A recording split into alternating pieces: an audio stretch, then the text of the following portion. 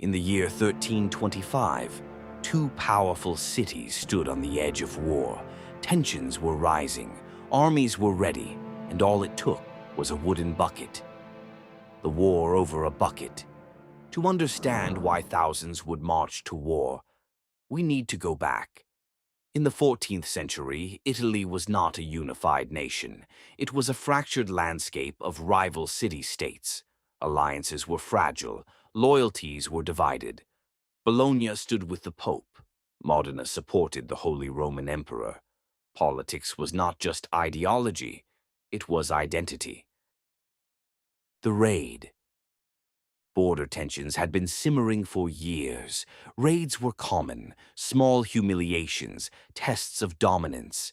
Then, in 1325, soldiers from Modena crossed into Bologna territory. They looted supplies, burned property. And in the center of the town, they stopped at a public well. They took its bucket and brought it home as a trophy. Pride over reason. Bologna demanded its return.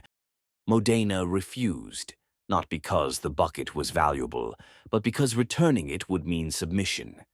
In medieval politics, symbols mattered. Honor mattered more than reason, and so diplomacy failed. The march to war. Bologna mobilized nearly 30,000 men, farmers, artisans, mercenaries. Modena had fewer soldiers, but stronger cavalry and better strategy. On November 15th, 1325, the two forces met near the village of Zappolino. The battle. Steel collided, horses charged through clouds of dust, arrows darkened the sky. The clash lasted only a few hours, but the consequences were lasting.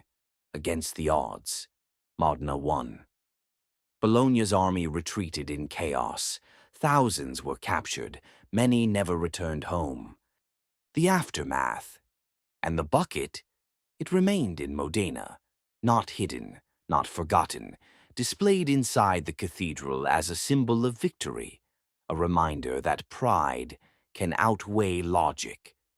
History often tells us that wars are inevitable, that they are driven by destiny, ambition, or ideology. But sometimes, they begin with something painfully small, an insult, a symbol, a wooden bucket.